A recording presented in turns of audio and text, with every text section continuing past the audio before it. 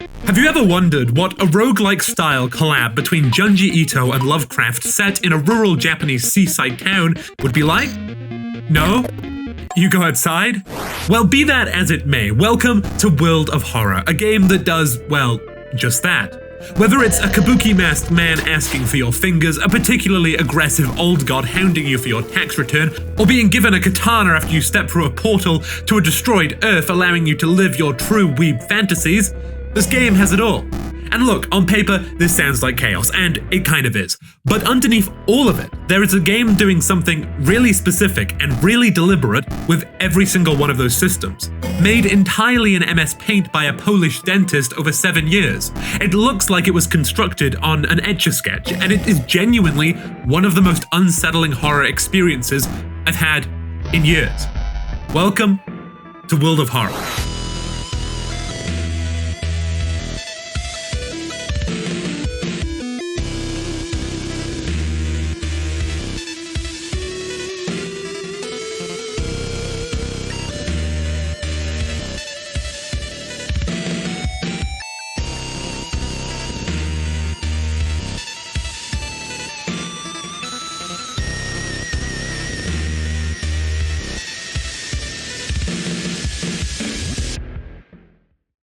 But before we get into it, and this one is genuinely relevant, I promise, this video is sponsored by Lost in Cult, who have just done something I didn't expect. They've made a World of Horror board game, in collaboration with Paweł Kuzminski himself and Erzbird Games, which means this is the real thing, not some licensed cash grab. Lost in Cult are best known for their deep dive books, Alan Wake, Animal Well, Mouthwashing, Outer Wilds, high quality stuff, proper collector's editions. The kind of thing you actually want on a shelf, and they brought that same energy here. The deluxe edition, available until April 30th, includes the Book of Endings, 3 exclusive mysteries written with the help of Hifumi Kono, the creator of Clock Tower, which, if you know your horror history, is a genuinely impressive get. There are also 5 alternative mystery end cards, hand-illustrated by artists from the Japanese horror scene, Kago Shintaro, Kanafuru Taro, and others, each doing their own take on the creatures from the game, and they look incredible. If you want to go even further, there's the Guro edition with hand-signed prints, and 2 limited edition collector variants. Neo 80s exclusive to Lost in Cult and Shrouded, available through IGN's store. 300 of each. After April 30th, the standard edition will still be available, but the deluxe stuff is gone when it's gone. Use code NOTSABERWOH at lostincult.co.uk or the link in the description for 10% off. It's genuinely worth a look. So, welcome to 1980X something Shiokawa, the world's most unfortunate town. If it's not the foreboding sense of impending doom that becomes a literal game mechanic, the general apathy of a small Japanese town, or the fact it seems half the town wants you dead through supernatural means or not, you will certainly have your hands full. But at least apparently you have that car from Initial D because it's in the open. You play as a selection of variously aged traumatized Japanese civilians that have to deal with forces beyond human comprehension with incredibly varied weapons such as a steak knife, a camera, or perhaps even a broken bottle. Truly, the Japanese self-defense budget is truly unrivaled. Your enemy? A selection of 9 different primordial beings that seek to do various unspeakable things to you. Each one seeking to end the world in slightly different but all undeniably inconvenient ways. And your goal? Equipped with a crowbar, 3 random high schoolers, and an unending nicotine addiction, you must navigate the town's mysteries, solve them, and somehow thwart the plans of beings that don't even know you exist. To achieve this goal, you must do such varied activities like talk to people, search locations, fight the corrupted remnants of your neighbors/family members. And the best part? The whole time a doom counter sits in the top corner of your screen, ticking up inexorably, because every bad decision and every unlucky roll and every selfish decision like resting brings the entirety of known existence closer to ending. But here's the thing that gets me about Shiokawa. It isn't static. The town degrades actively around you. Turns out being stuck in a town slowly unraveling with no way to leave, black sludge occupying the piping and your neighbors being actively transformed into creatures straight out of a Stephen King novel doesn't do amazing for a sense of civil harmony. Every mystery you solve out of the 4, technically 5, but we'll get into it later, mysteries, brings with it both rewards but also the active degradation of any sense of normalcy with the introduction of new town statuses. From the aforementioned water contamination preventing you from bathing and resting, to the roads closing, to days skipping, to even blood moons rising that sends the already crazed monsters into fent rage. One of the few saving graces of the town is a friendly Shiba Inu who runs the town shop, and even he can disappear if the outer gods will it so. Pretty bleak all around. And that's not even to mention the curses and the injuries, and all that before you start actively altering due to the influence of a color that just shouldn't exist. And all of that in the background of an entirely separate investigation you're also trying to run simultaneously.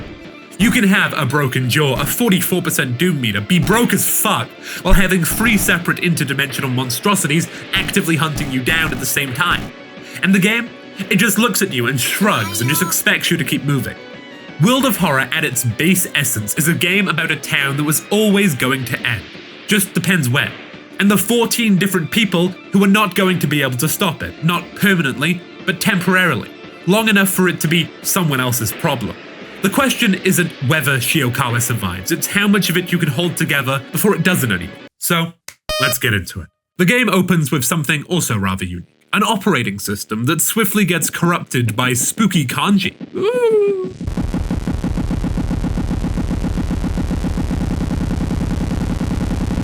Before the chiptone 1-bit OST kicks in.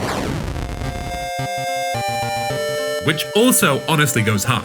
The first thing that really strikes me about World of Horror is how unique the presentation is. Compared to other games that we've covered, it is extremely unique.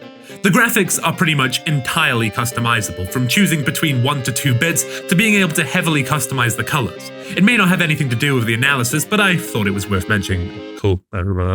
I feel like it sets up the uniqueness of the game ahead rather superbly. Whilst World of Horror may not be the most balanced or polished, it has charm, and that is on show in force from literally the first moment you boot it up. Our first decision is choosing what the fuck to play first. There's 4 main options to choose from. A mystery that functions as the game's tutorial, which I will spare you the horror of watching me understand something for the first time. I'm quite slow, probably from being dropped as a child. After that, there's 3 other options. Extracurricular activity, basically the beginner's mode that just throws you in with preset backgrounds, old god and difficulty. Quick play that randomly selects everything, and customizable that is, as the name suggests, customizable. Now, to quickly explain the different variables and not bore you, let's do this quite fast. The options for each playthrough are quite self-explanatory, but still worth covering. First, you have your character. Each one has their own positives and negatives. For example, Kiri, a spell specialist who has high knowledge, low strength, and like every good schizophrenic, has ghosts following her everywhere. Very normal. On the flip side, you have someone like Haru, a yakuza with a nicotine addiction who uses the power of exponential cigarette powering to defeat God. Then funnily enough, you have the option of which old god is trying to surface onto the mortal plane. Though all are active within the town, this is just the specific one that is trying to end reality right now, instead of just ambiently. For example, you have Ithoto, the Devouring Flame, a monolith who has a game rule that makes everyone do more damage. Oh yeah, they are also all fundamentally alter the game's experience. There's also Goizo, the old god selected by default, at least on my run, the thing forsaken by God, who really loves mirrors. Sealed away by ancient lizard people, he makes good use of his time and learned to reach through reflective surfaces. Its rule makes resting even more costly than normal, making the already clearly selfish choice of wanting to heal even more damaging as it actively brings the end of the world closer. Every old god has a rule like this, a specific way it makes your run worse, just by virtue of existing. Essentially, pick which unknowable being you want to be dicked down by. Finally, the last variable that matters is the backgrounds. Although through our runs they are less impactful, but they essentially serve as a pre-run handicap you unlock by completing previous runs. The default does nothing, but you will soon unlock things like medical history. Every hit you take can cause a random injury on top of the damage, as if getting punched wasn't bad enough. It can also make you bloated. Pyro reference? But with all that covered, and we will cover these in more detail later, but I think at this point you probably want to see how the game actually plays, and I am more than happy to oblige.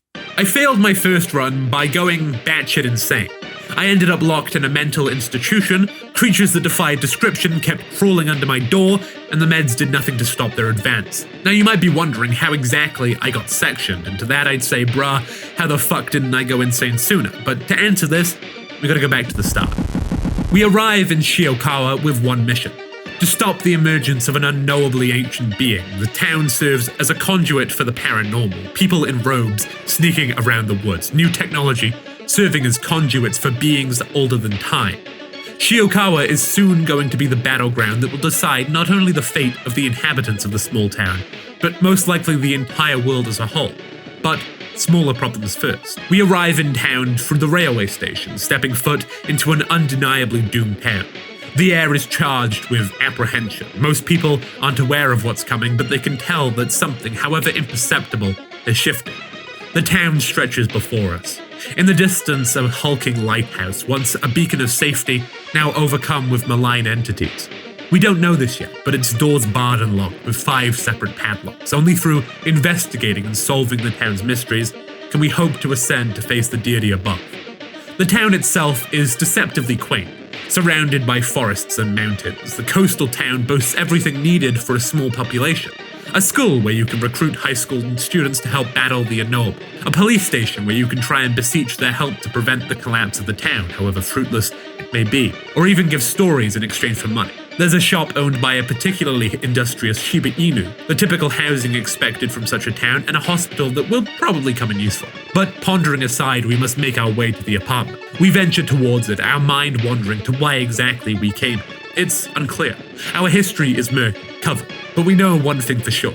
This town has something undeniably wrong with it. We make our way down the streets of the town. Each shadow seems alive, and each reflective surface hiding something that we don't want to acknowledge.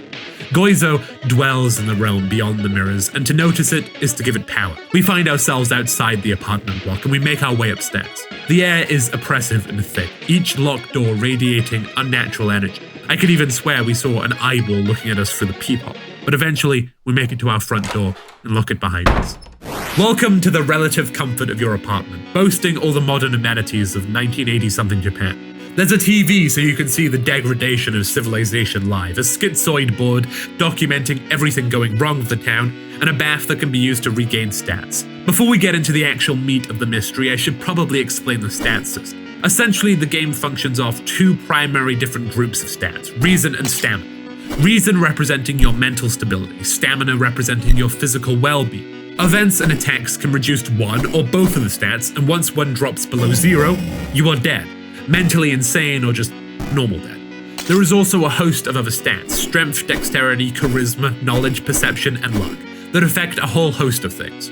Your ability with weapons and skill checks being the main ones. Aiko, our soon-to-be posting on 4chan protagonist, has a pretty overall decent stat spread, primarily in dexterity but also good strength and perception with middling stats for the rest.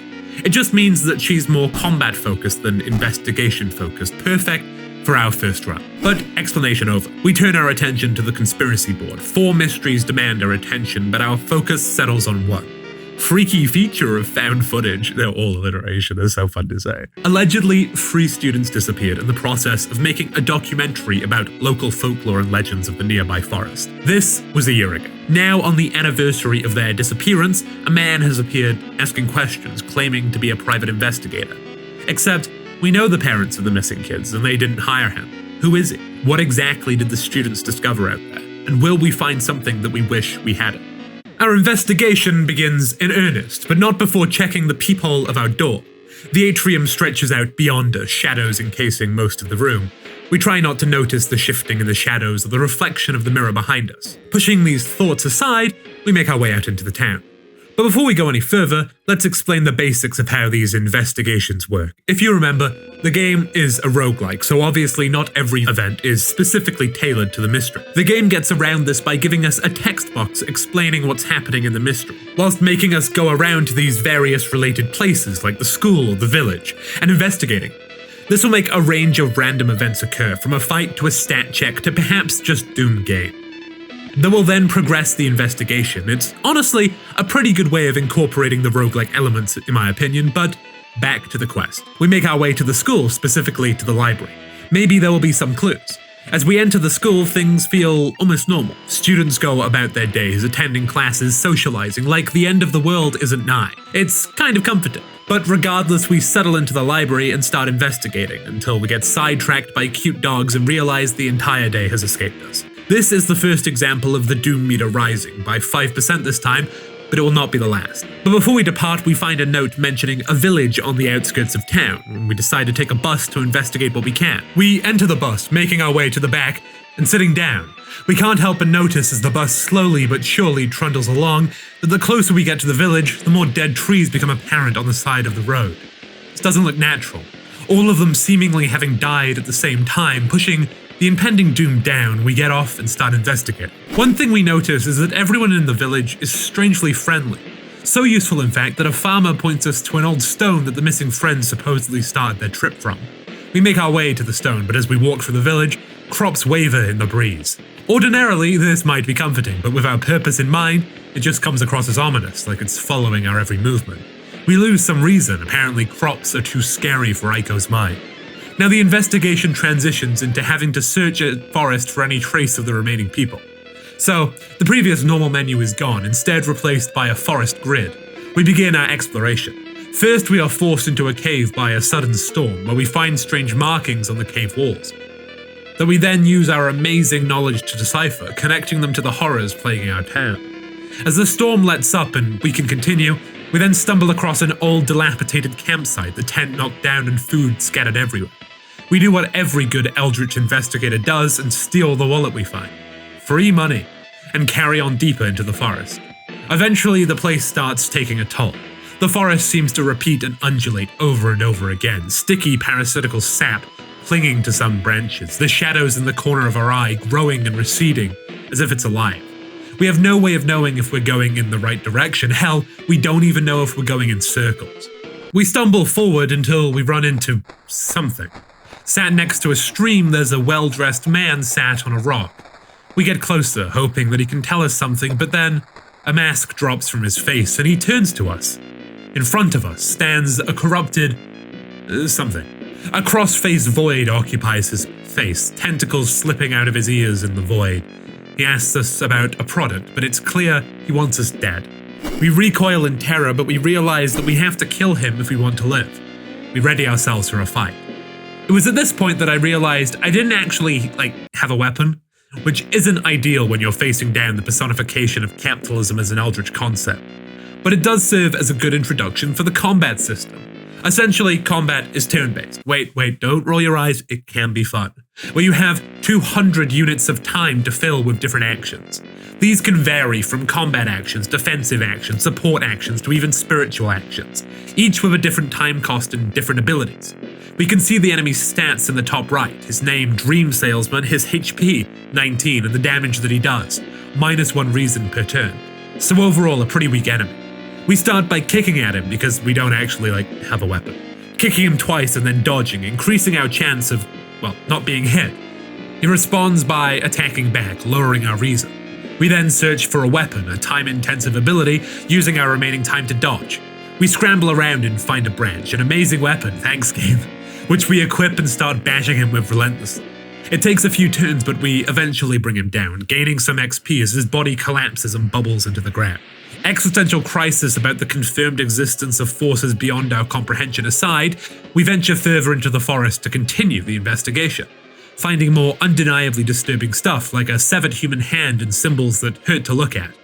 Before eventually, we find an abandoned, we hope, house. The rumored witch's house. We step inside and it's extremely run down, damp rotting nearly everything, holes in the roof. We see a hatch to the basement. Beyond all reason, we venture downwards, and inside we find a hole, alongside a table with a camera facing the hole and a collection of tapes, 3 of them, each named after a missing person. But before we have time to investigate the tapes further, we hear a sound coming from the hole, sloshing, sliding. We have a choice. Do we either peek into the hole or take the tapes and run? On my run, I ran, grabbing the tapes and bolting out of there as fast as I could, bombing it up the stairs, out the building, back into the arguably equally as dangerous forest. We wandered for hours before a search party found us, and we returned to the witch's house, but the basement was gone. The case remains open, but we still possess the tapes. Okay, not the most ideal outcome for fucking the Nagasaki Witch Project, but in an alternative universe, there are a few ways this could have played out. If we'd stared into the hole without a specific item, which I'll clarify in a second, we would have been greeted with the sight of a huge eye staring right at us. It would have been alluring, so much so that we would have leaned further in. But just before we fell, we would have been grabbed by a tall man who claimed to be a part of a cult who guards the house and the Eye entity. He would have claimed that we have a bigger purpose than to die here before knocking us out and putting us on a bus back home. Alternatively, if we bought acid from the hardware store in town, we could have poured it on his eye, as the house and the creature would have shook in agony as the entire place collapsed as we passed out. We would have awoke later away from the house with the tapes also in our possession. Either way, we returned back to the apartment. The town would have degraded since we left, either from contaminated water being cut off from the outside world or a variety of other things.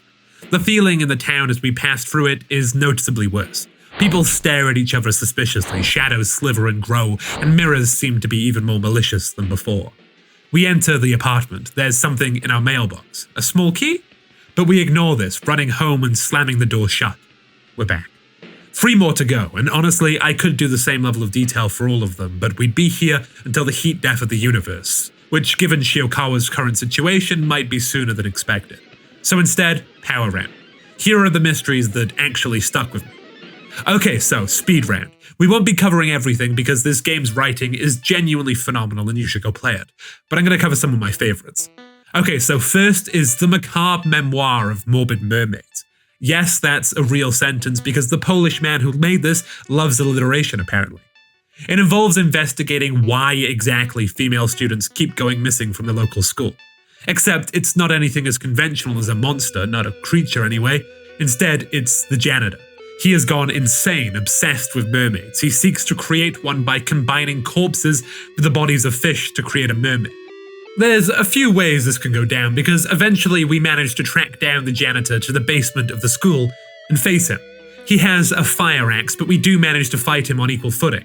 It can now go differently depending on your actions. If you defeat him normally, he dies and you get ending A, where he disappears, but he is dead and the other students are safe.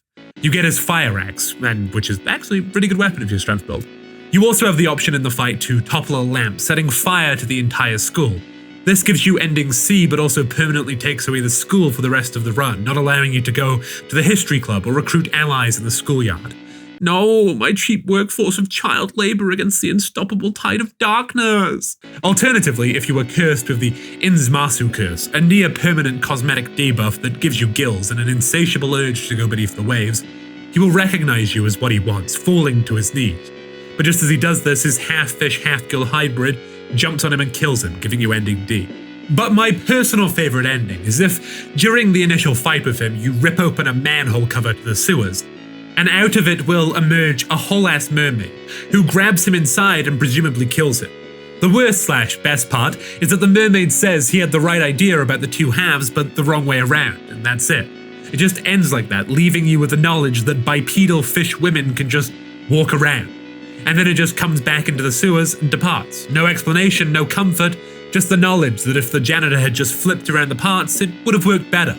And this is just one of the many mysteries. We have a few more to get through, like the next one, the bloody brief of a beckoning bulletin, which is, as the name suggests, about a computer bulletin board system that beckons.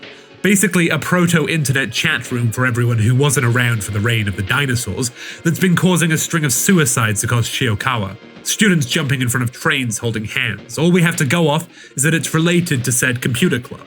So we start investigating, and it leads us to a girl in a village bedroom beaming at us, telling us she can't wait to go back. And she provides us with a bulletin number. We go home, set up the computer, connect the modem. The device boots to life, and text, slowly but surely, loads onto the monitor. Welcome home. Do you like it so far? With 2 options, yes or no. If you say no, that's that. The computer says that it will wait for us before locking us out. The suicides continue unabated and the entire computer club dies. Ending C. If you say yes, it brings you deeper into itself, and what's on the other end is not a person, it's something else. Something that has absorbed everyone who has connected, all their consciousness, together in what, at least it believes, is paradise. No suffering, no burdens, just connection. Always and forever. It wants to do the same for all of humanity, and it's not lying, there's no malice. It just thinks it's helping, and it tells us to pick up the phone. We then get 2 options, the second of which for most will be obscured, but I'll get into that in a second. But the first is to pick up the phone. We do so and feel the call of the void, but we manage to resist it. We then fight it. Together, it's there. The call to join is strong, but we managed to successfully destroy the modem. It's over, but the people already caught in its embrace are doomed.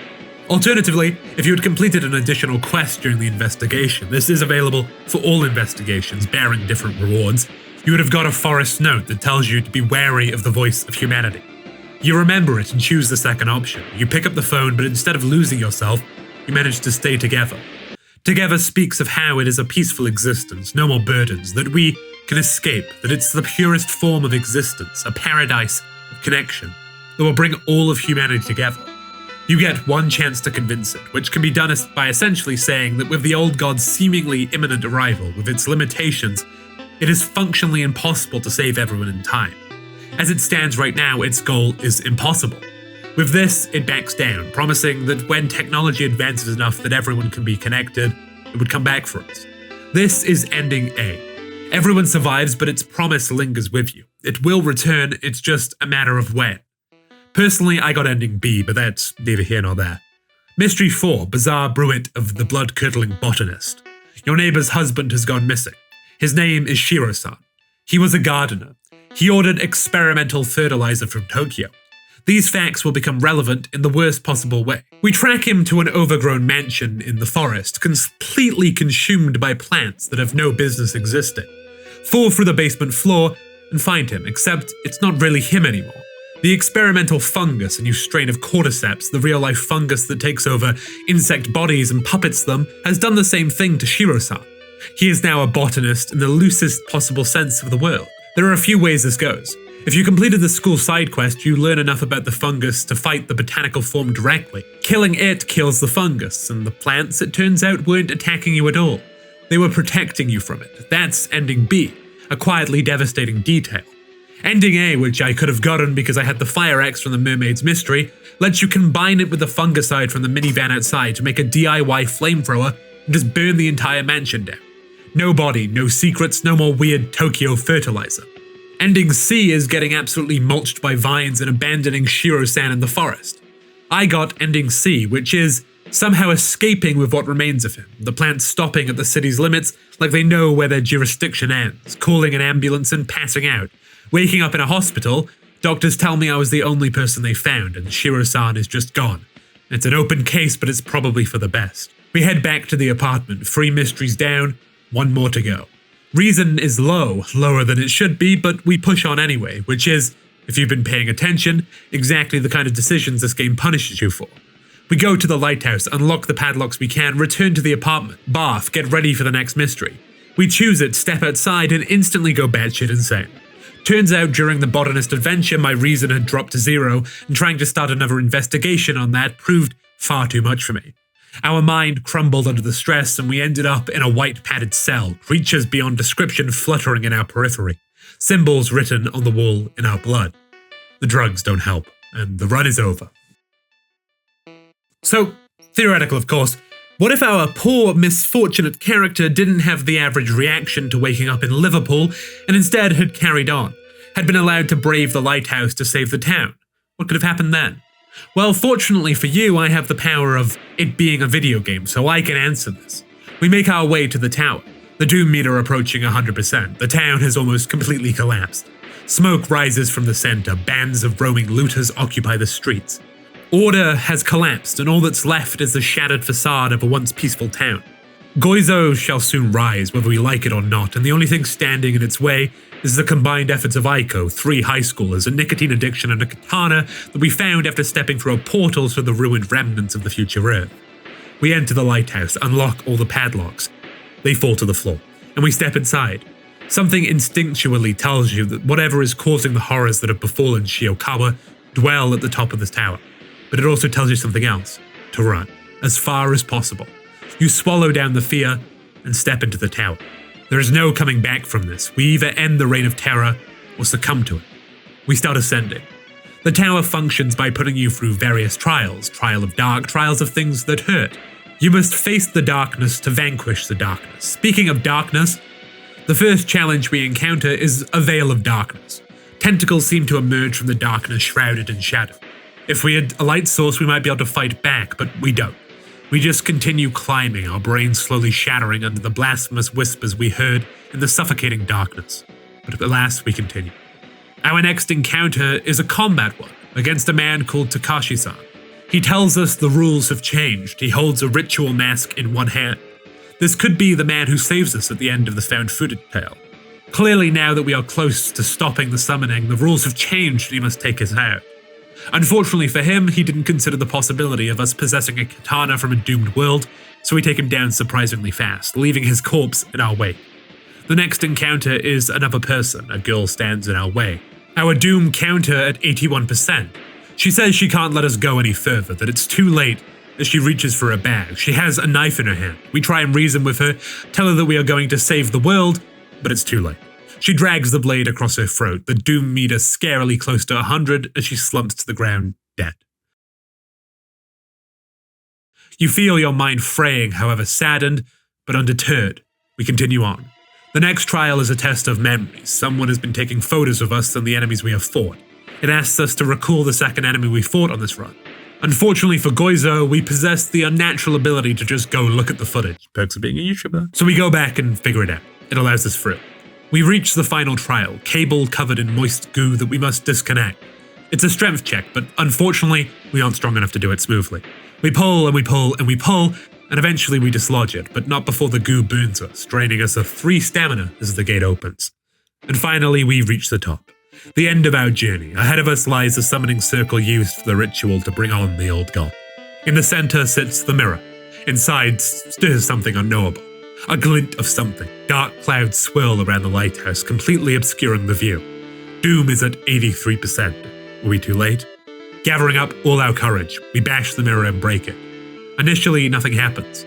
Then the music changes, it's lighter now. The dark clouds start to rise. We see the town, ravaged but standing. The sun rises in the distance, like the new hope given to us by our struggle. We won, the town is okay. We will live to see another day. The ritual is over. But it isn't the end. The old gods still stir. They will return one day. They will wreak havoc on the cities of man, one way or another. But not today. Today they have been pushed back. Aiko stands victorious alongside her gang of high schoolers. The old gods may not have been defeated permanently, but now it's someone else's problem, and perhaps that's the best outcome there is.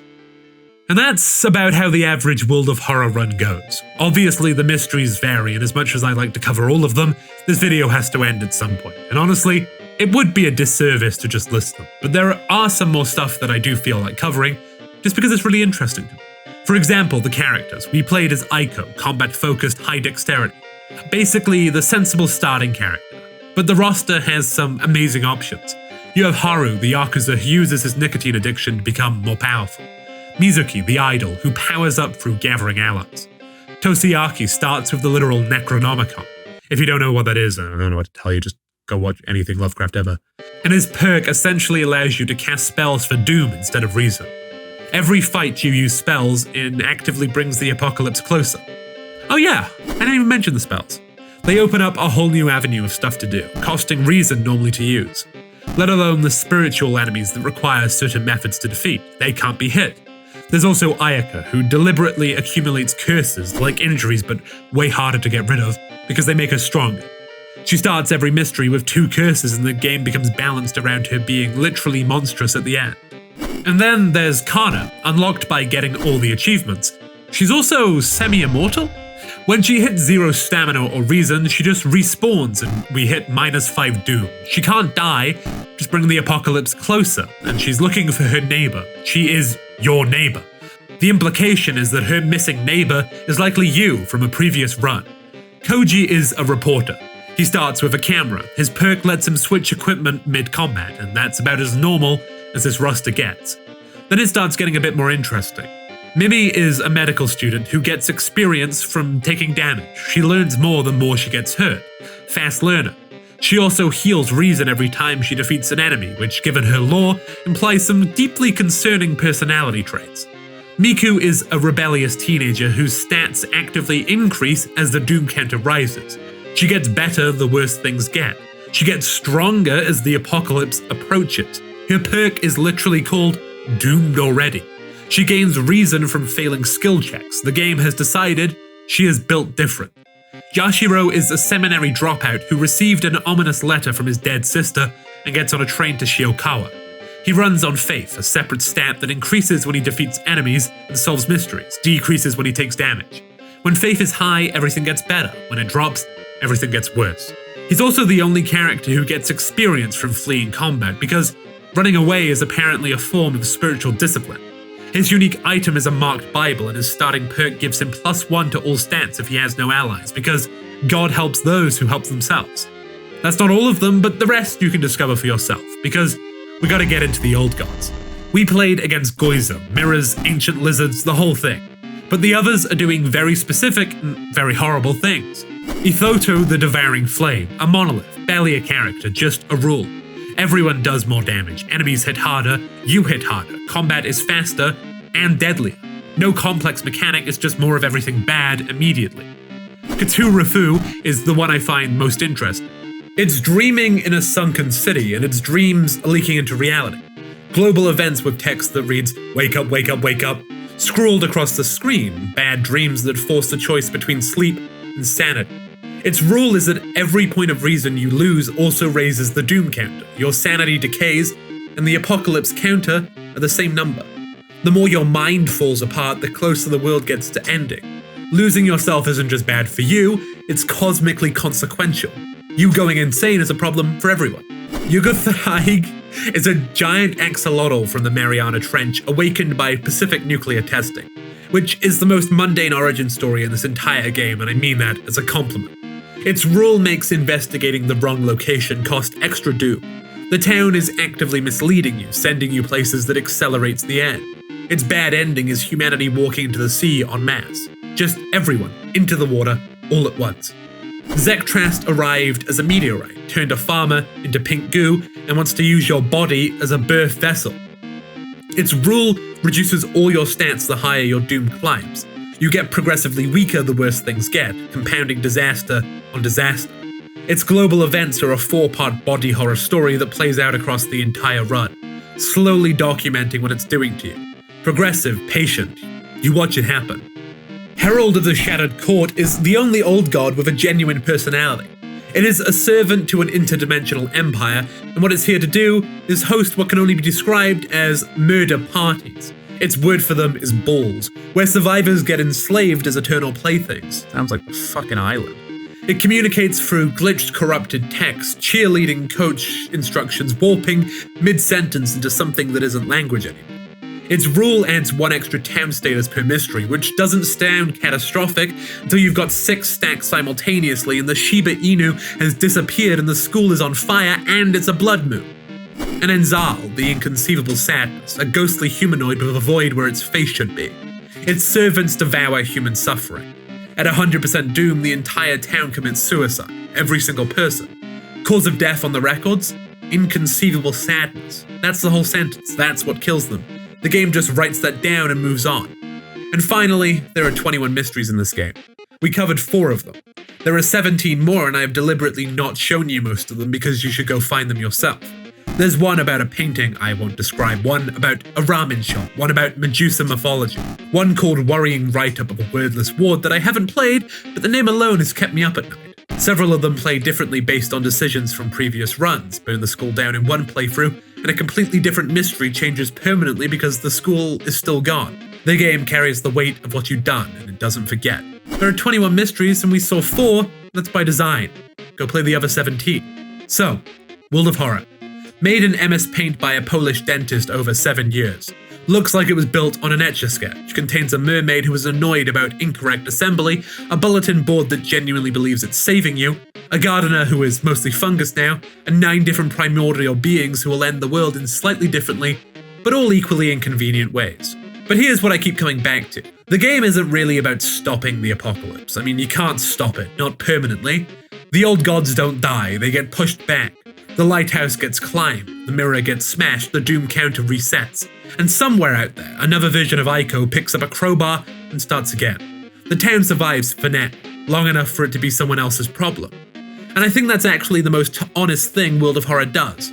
Most horror games are about survival, about making it out, about the possibility, however slim, that if you're smart enough or fast enough or lucky enough, you win, you escape, the threat is neutralized. World of Horror doesn't offer you that. The old gods don't die, the doom counter doesn't reset to 0. The lighthouse gets cleared, the mirrors get broken, the ritual gets stopped, and then the game tells you quietly that they're still out there, still stirring, that this was temporary, that the best possible outcome is that you held it together long enough for the next person to deal with it. And then it makes you do it again with a different character, under different conditions, against a different unknowable thing, with a different set of mysteries and a different stack of town statuses making everything incrementally worse. 14 characters, 9 old gods, 21 mysteries, 12 backgrounds that make every subsequent run harder than the last. The game isn't trying to be won, it's trying to be survived, repeatedly, by people who know it can't be won but do it anyway. There's something in that, the mundane heroism of continuing to function under conditions that would break most people. Of investigating a missing janitor when the apocalypse is at 44%. Of talking to a Shiba Inu shopkeeper about prices while the water supply is contaminated and a blood moon is rising and 3 separate cosmic entities are ambiently trying to end everything. The game asks you to keep going not because there's hope, but because stopping is worse. Shiokawa was always going to end, it just depends when, and how much of it you can hold together before it doesn't anymore. Go play World of Horror. Well, thank you so much for watching the video. I hope you enjoyed. I really hope you did. But yeah, this is the 4th video I've worked on in a row now, so hopefully you're going to start seeing some of them. One of them is pretty long. This one is about the same length as the rest of them. But yeah, go play the game. Honestly, it's a really good game. I didn't expect it with how it looked. I didn't expect to enjoy myself as much as I did, but I really did. It was genuinely fun. I think there's a new update coming out pretty soon as well, which should add quite a lot of bit to the game. So I don't see why why you wouldn't. But yeah, let me know down below what you want to see next, obviously, as always. There's going to be a lot more videos coming, hopefully. The only thing is I'm going to Japan on April 19th to May 4th-ish, so I will not be around for those 2 weeks, so I'm trying to get as much done as humanly possible before I leave.